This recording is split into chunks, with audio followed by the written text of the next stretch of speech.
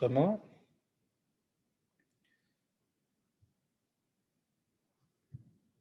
Ok, donc bonjour tout le monde. Bon, là, je suis en train de... je vais commencer à présenter une séance, comment faire une demande d'accès à l'information. Donc, on a besoin d'avoir accès à l'information quand il y a bon, des refus ou bien des retards, on ne sait pas qu'est-ce qui se passe par rapport à un dossier. Des fois aussi, on fait une demande d'accès à l'information parce qu'on veut avoir des copies des anciennes demandes ou bien une copie d'un document en particulier qui a été soumis, puis on n'a plus de traces par rapport à ce document-là. Donc la première chose, c'est peut-être faire une demande, rentrer sur Google, donc ouvrez une fenêtre Google, et puis on va écrire demande accès à l'information IRCC. D'accord? Donc ça serait les mots-clés. Demande accès à l'information IRCC. Le lien qui est un lien canadien, des fois vous allez recevoir de la publicité. Donc faites attention. Donc, pour moi, bon, il n'y a pas de publicité. C'est le premier lien. Et puis, nous, ce qu'on va faire, en fait, c'est une demande en ligne. Donc, je ne suis pas dans la bonne place. Je reviens à mes liens. Et type, voilà. C'est là.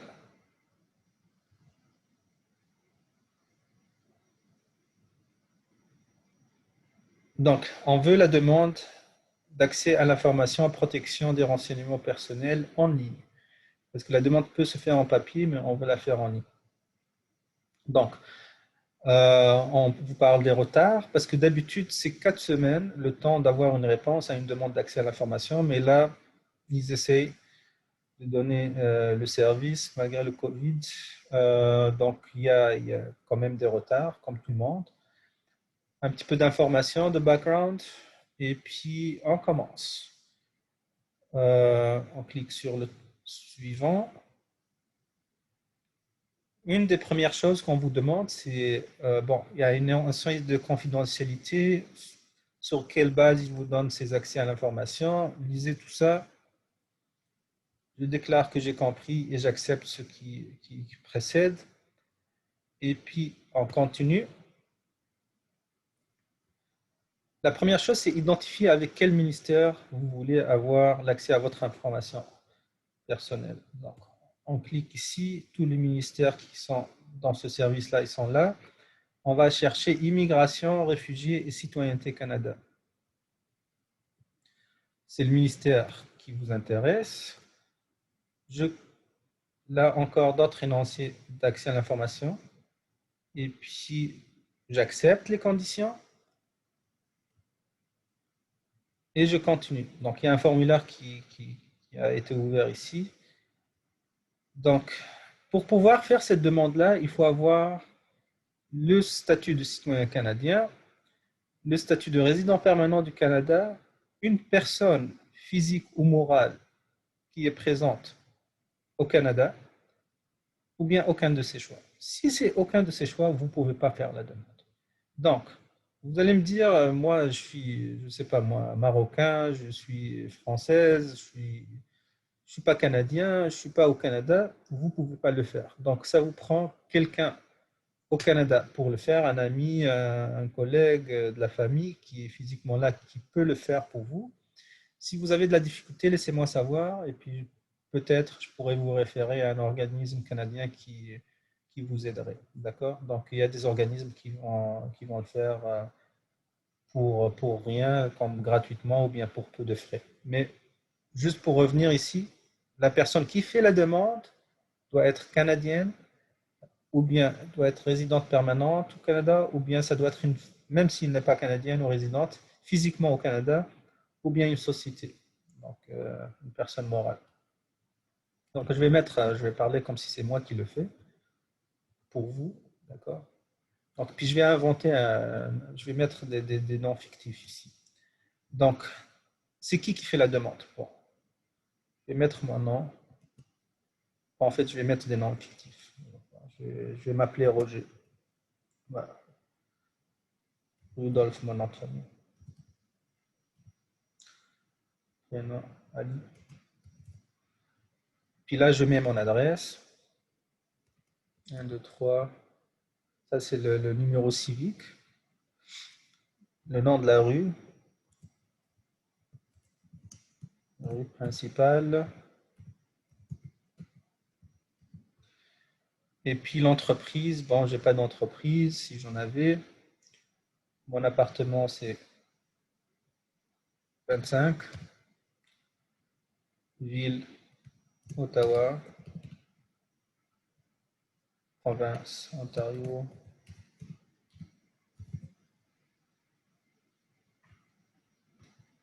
Pays Canada, donc, et puis mon adresse, c'est... tout ça, c'est effectif, là, c'est de ma tête.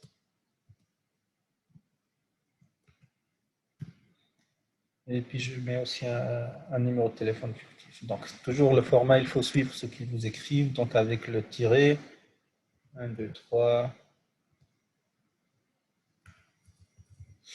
D'accord? Je n'ai pas de télécopieur. Donc, il faut remplir, en fait, là, tout ce qui est avec une étoile, ici. Et voilà, bon, ça a l'air d'être bien rempli.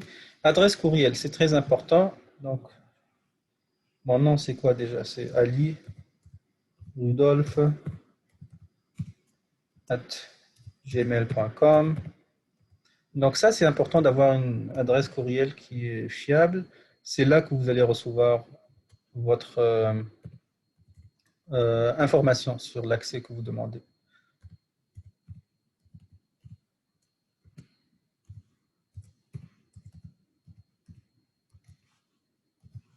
Et puis, est-ce que vous demandez une information sur vous-même? Je vais dire non parce que moi, je demande pour l'étranger.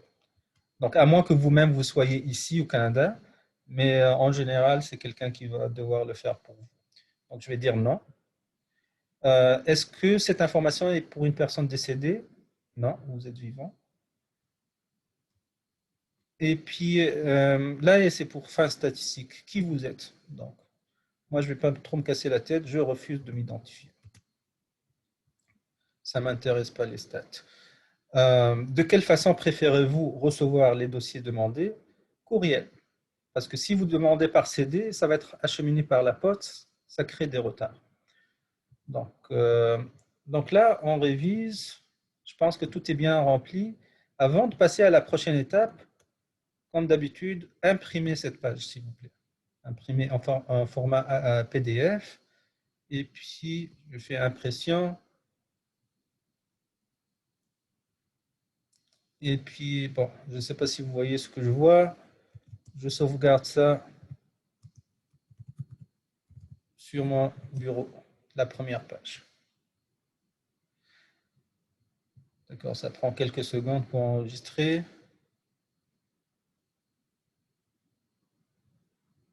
Excellent. La page a été créée. Je la garde sur mon bureau. Bon, on n'a pas l'air très belle, mais elle est là.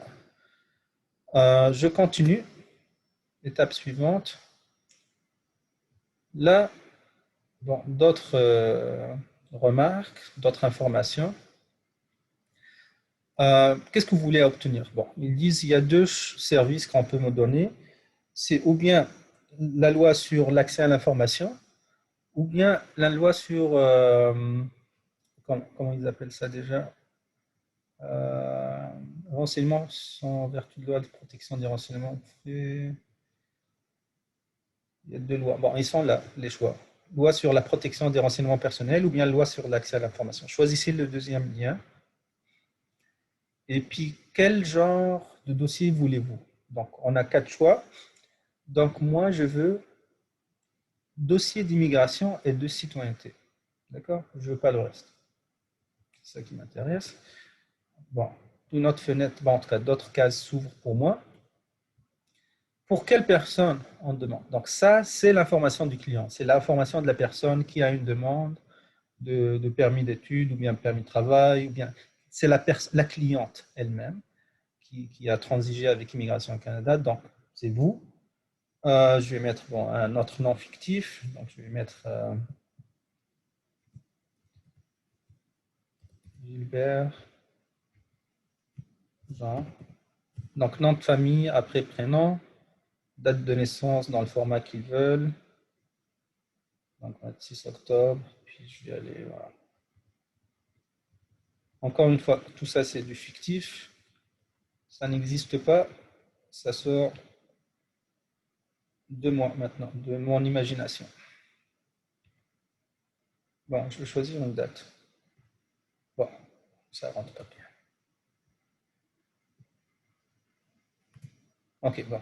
Oh, c'est pas 2020. Comment on change 2020? Bon, ça vous montre aussi les difficultés techniques là, que on peut avoir. Je veux juste mettre des choses logiques, là, pas du n'importe quoi.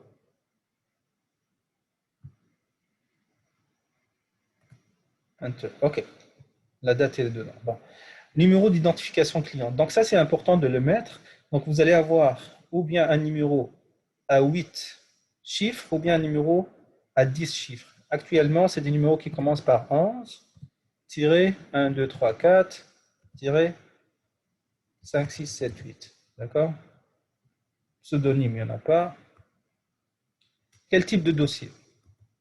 Donc, résidence temporaire, parce qu'en général, bon, ce que je vais vous montrer, c'est pour les permis d'études. Ou bien un permis refusé, ou bien un permis qui est en cours. Donc, qu'est-ce que vous voulez savoir par rapport à votre résidence temporaire? Mise à jour du dossier, raison du refus, note électronique de l'agent.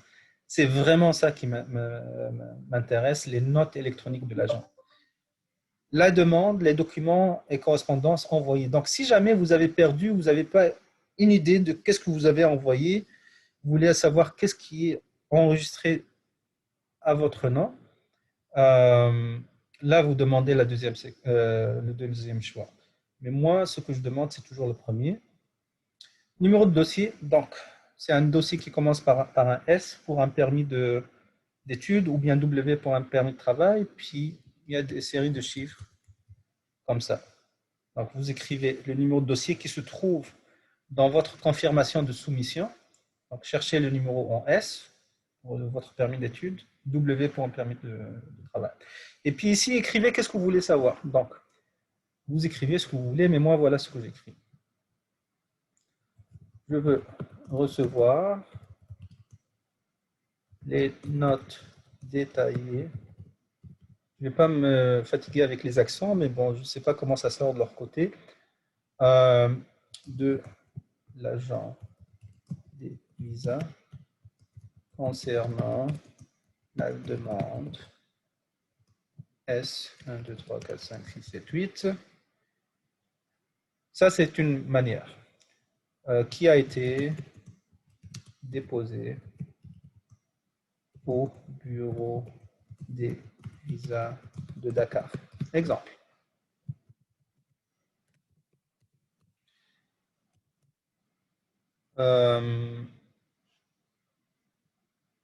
Ça n'a pas besoin d'être compliqué, mais ce que vous voulez, c'est par rapport à une demande particulière, la demande S. Si vous avez fait plusieurs demandes, mettez toutes les demandes si vous voulez toutes les demandes. Si vous voulez savoir tout ce qui concerne votre dossier immigration, vous pouvez le dire. Je veux une copie de toute information en possession de IRCC en ce qui concerne le client. Comment déjà il s'appelle le client? Je pense que c'est Jean Gilbert Jean. Voilà, Jean Gilbert. Mais ça, plus la question elle est vague, plus longtemps elle va durer parce qu'eux, ils vont faire un scan de tous les bureaux. En tout cas, je ne sais pas comment ils vont procéder, mais si vous êtes plus spécifique, le plus rapide c'est. Donc, vous limitez la recherche. Et puis, avant de cliquer continuer, on imprime, comme d'habitude, et on garde une copie du scan. D'accord? Donc, je ne vais pas le faire ici. Continue. Bon, ici, consentement. Donc, avant de procéder, moi, je suis en train de procéder au nom de Gilbert, mais qui me donne autorité à le faire? Ça devrait être Gilbert qui me donne autorité. Puis, il y a un formulaire de consentement et c'est le IMM 5744, on va aller le chercher. Le client doit m'autoriser. Donc, on va aller chercher sur le web, puis je vais vous le montrer tout de suite. Donc, on va chercher le formulaire en français. Donc, ça, c'est le formulaire. Est-ce que vous voyez le formulaire?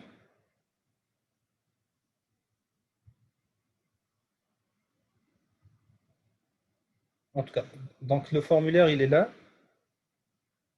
Et puis, la note par rapport au formulaire, bon, demandeur, information sur le représentant, euh, c'est moi, donc la personne qui est mandatée. Donc, l'information, nom, prénom, numéro de téléphone. Et puis, le mandateur, bon, puis c'est le demandeur ici. Votre nom de famille, prénom, date de naissance, la date du mandat. La signature doit être en bleu absolument. Donc, vous devez imprimer, signer en bleu, scanner en couleur. Vous allez remettre ce formulaire à votre personne désignée et puis il va pouvoir l'ajouter ici. Ça, ça me donne le droit de le faire, ça lui donne le droit de le faire. Document optionnel, d'habitude, j'ajoute ici deux choses, copie du passeport et une copie de la lettre de soumission qui montre qu'une demande a été soumise. Donc, une fois que tous les documents ils ont été faits, avant de continuer, on imprime encore. On continue, il y a une page de déclaration, on soumet. Donc, en gros, c'est ça une demande d'accès à l'information, comment on l'a fait.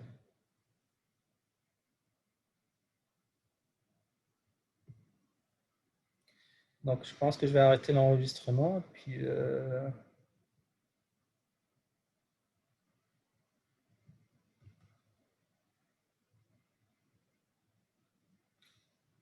aussi, je pense qu'on va arrêter la séance aussi.